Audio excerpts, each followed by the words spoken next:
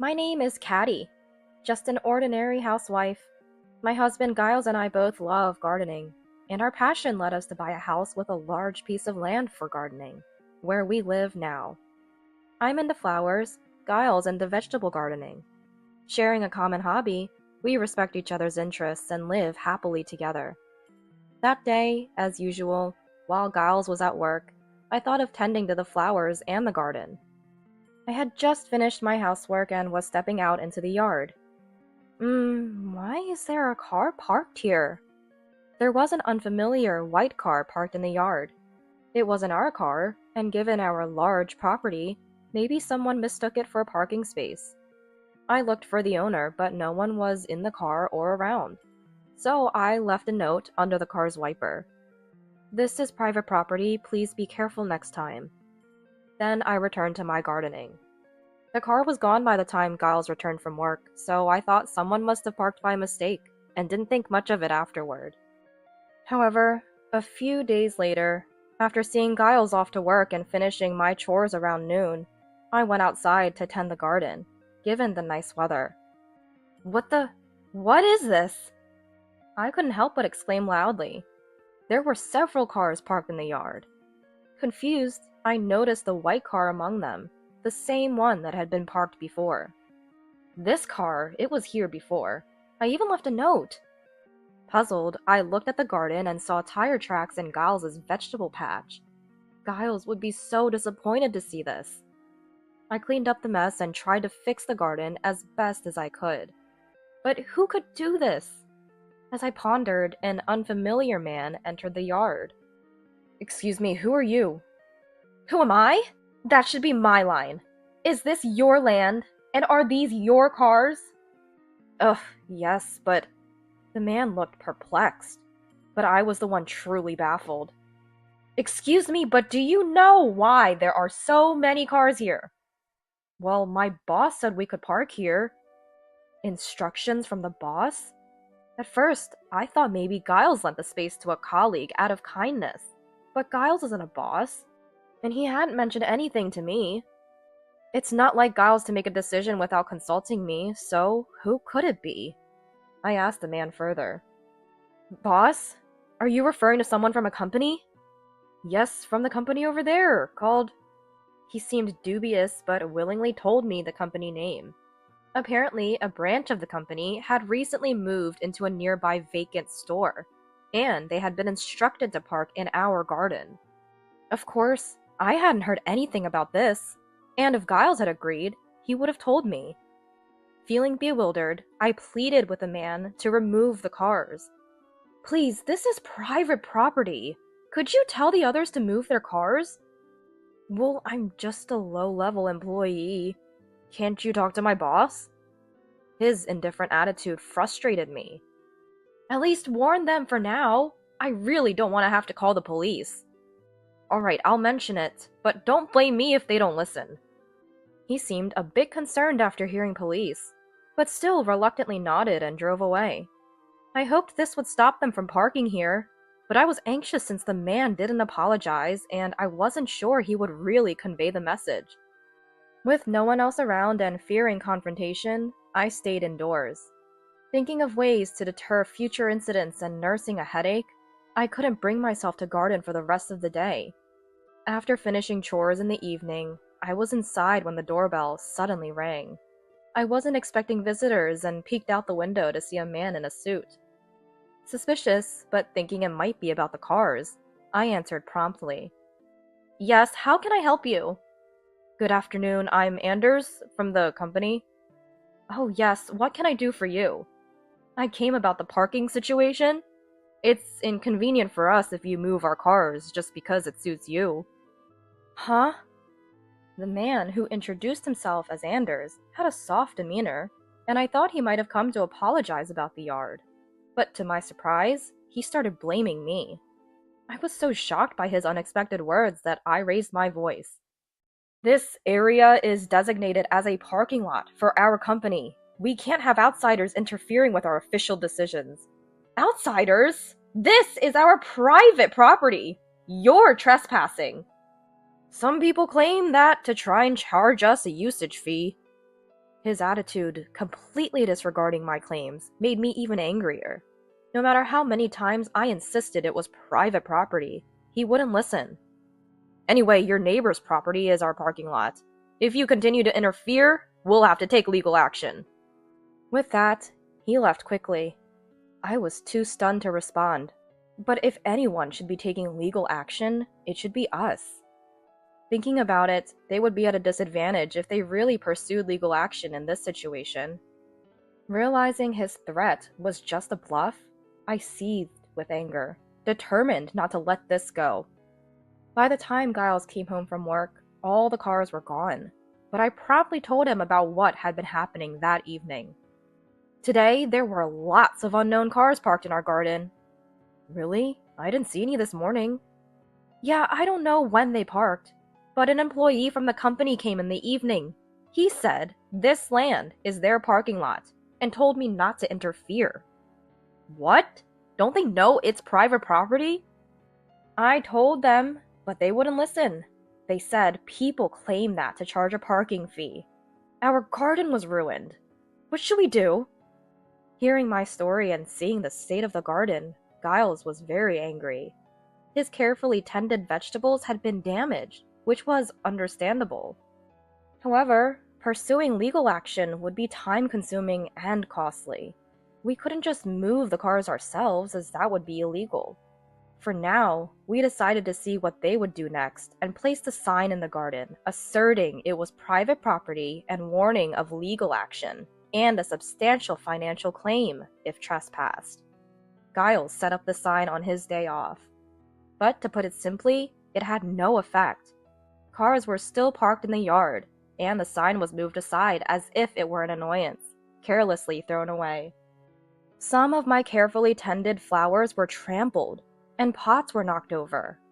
I couldn't properly maintain the garden with the cars in the way, but I tried to clean up what I could. Employees coming to get their cars would laugh at me from a distance. Lady, this is our parking lot. If you make a garden here, it's a problem for us. Yeah, and about that sign? Our boss said it's legally invalid. Better demolish it if you don't want to get sued. Their appalling words stung as they got into their cars and drove off.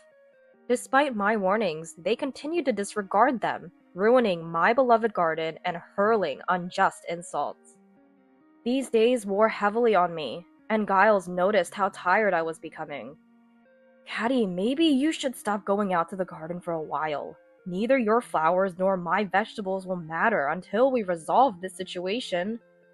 I had been visiting the garden daily, concerned about the flowers and Giles' vegetables, but I nodded tearfully at his words.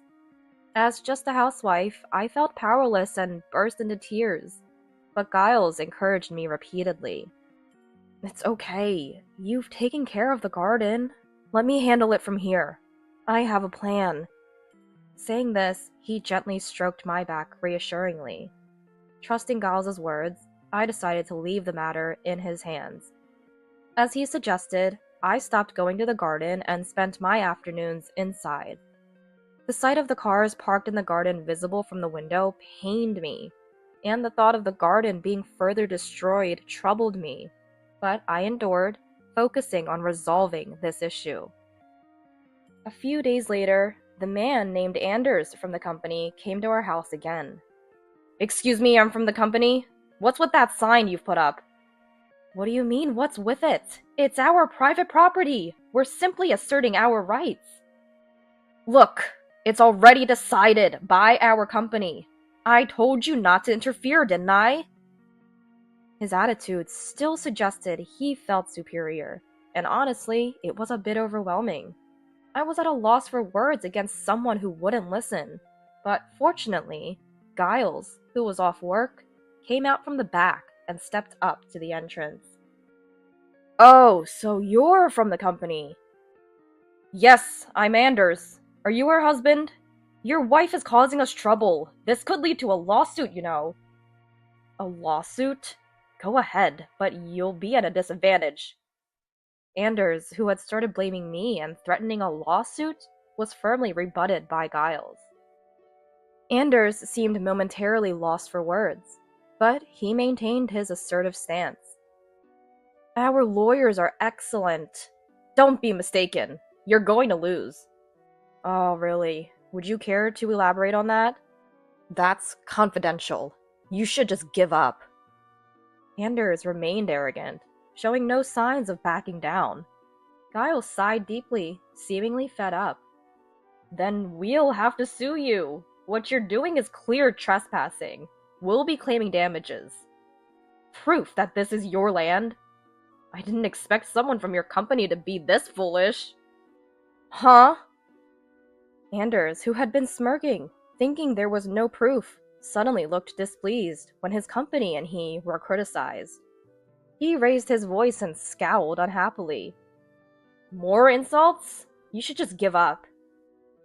Giles replied to Anders, who seemed to think he had gained an advantage. Insults? I'm just stating facts. I can't show proof right now, but it's easily attainable. To not know that is just foolish. Anders was taken aback by Giles's firm stance, still keeping his scowl. Giles continued, Anders, remember that. Our company might need your services someday. Your company is a subcontractor for us, right? What? Didn't know? Your company works under mine. Hearing this, Anders turned pale. Indeed, Giles ran a sizable company and had the power to choose contractors. Realizing this, Anders' attitude changed, and he fell silent. But after this, I might reconsider our contract with your company. The quality of your products has been poor, and I only continued the contract out of respect for the previous CEO. Anders seemed to sense trouble and became more submissive. I'm sorry. It seems we misunderstood. We'll drop the lawsuit and move the cars right away. No, it's fine. You must be struggling to find parking. You can park at our place. Giles's words seemed considerate, but they were laced with sarcasm, far from his true feelings. The man, realizing the situation, stayed pale and repeatedly apologized, saying words of sorry he had never uttered before. I cannot let this slide. I'll have all the cars moved immediately, so please. Don't worry about it. Soon, you won't be coming to that company anymore. It's just a matter of patience. Giles said with a cheerful smile, and the man apologized several times before getting into his car and driving away. Then, several male employees followed suit, entering the cars lined up in the yard and driving off one by one. It seemed Anders had hastily given the instruction. Since then, cars stopped parking in our garden, but Giles wasn't planning to let this go. Later, a meeting was held at our house with the president of the company and Anders. Thank you for coming. I wanted to discuss the trouble we had with your employee, Anders. I'm so sorry. We will certainly hold him accountable. The president of the company, being a subcontractor to Giles' company, and at risk of losing business, was entirely apologetic and showed no sign of defiance. It turns out the president hadn't been informed about the parking issue. It was Anders' unilateral decision, now the head of a new branch. Anders, pale as if he might collapse at any moment, apologized repeatedly, like the president. It's unfortunate, but we have to consider the illegal occupation of my land, the destruction of plants and pots, and the threats of a lawsuit. It's difficult to continue relations under these circumstances. I'm truly sorry. We'll definitely hold Anders accountable. Please, just don't cancel our contract. It's not just about accountability. Even if it hasn't harmed our company, can you expect us to trust you after such serious criminal behavior? Giles firmly rejected the repeated apologies, expressing a resolute refusal to forgive.